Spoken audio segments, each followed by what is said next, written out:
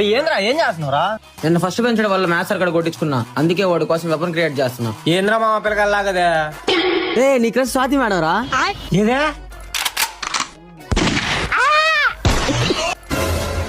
వాడు వచ్చేసాడు, వెపన్ ఇట్టిరా.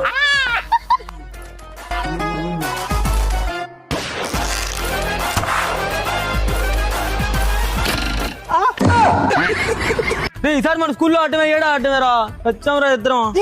కొడక నీదే ఈ పనే. స్కూల్కి వచ్చి చదువుకోమంటే సోదా నా కొడుకుల్లా ఈ పని చేస్తాను. వా పద్ధతిగా బొట్టు పెట్టుకుని పొరం పని చేస్తున్నావు.